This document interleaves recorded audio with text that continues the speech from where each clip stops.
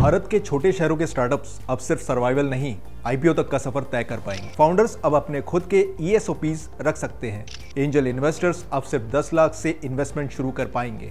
और ये सब पॉसिबल कैसे हुआ? सेबी के नए रिफॉर्म्स की वजह से। सेबी के नए रिफॉर्म्स ने इन मुश्किलों को आसान बना दिया है। भारत आज दुनिया का तीसरा सबसे बड़ा स्टार्टअप इकोसिस्टम है, लेकिन छोटे शहरों में फाउंडर्स को फंडिंग, स्केलेबिलिटी और इन्वेस्टर एक्सेस जैसे चैलेंजेस का सामना करना पड़ता है।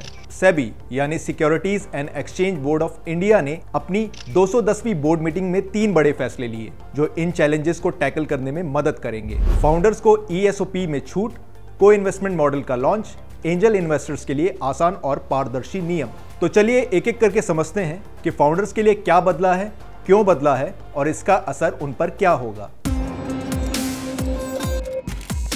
पहले क्या होता था, फाउंडर्स को जो ईएसओपी यानी एम्प्लॉय स्टॉक ऑप्शन प्लान मिलते थे, उन्हें आईपीओ से पहले बेचने या अपने पास रखने की अनुमति नहीं होती थी। यह सुविधा सिर्फ एम्प्लॉयज को दी जाती थी। यहां तक कि अगर कोई फाउंडर अपनी कंपनी को स्क्रैच से बिल्ड कर रहा है तो भी वह अपने ईएसओपीज को उस तरह से नहीं रख सकता था जिस तरह से एम्प्लॉयज रख सकते थे। तो अब क्या बदला है?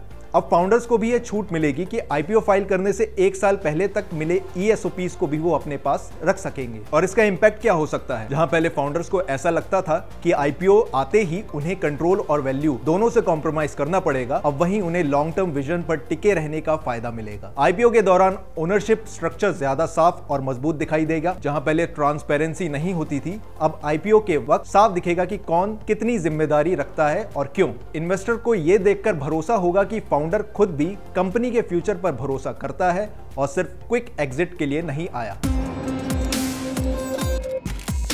पहले अगर कोई बड़ा इन्वेस्टर किसी स्टार्टअप में पैसा लगाना चाहता था तो उसे पूरा सिस्टम एआईएफ यानी अल्टरनेट इन्वेस्टमेंट फंड के थ्रू फॉलो करना पड़ता था, जिसमें पेपरवर्क, टाइम और कंप्लायंस ज्यादा होती थी। छोटे शहरों के फाउंडर्स के लिए ये एक बड़ी वॉल थी, बिकॉज इन्वेस्टर रेडी था, स्टार्टअप रेडी था, लेकिन प्रोसेस स्लो होता था। अब सेबी ने को इन्वेस्टमेंट व्हीकल शुरू किया है, मतलब अब एक्रेडिटेड इन्वेस्टर सीधे एआईएफ के साथ मिलकर स्टार्टअप में साफ सुथरे तरीके से कम कंप्लायंस में पैसा लगा सकते हैं। और इसका इंपैक्ट क्या हो सकता है? डील फास्ट क्लोज होगी, कैप टेबल साफ रहेगा और छोटे शहरों के फाउंडर्स को भी अब डायरेक्ट स्मार्ट कैपिटल मिल सकेगा। अब लखनऊ या भोपाल में बैठा इनोवेटर भी को इन्वेस्टमेंट से आसानी से ए सीरीज फंडिंग तक पहुंच सकता है।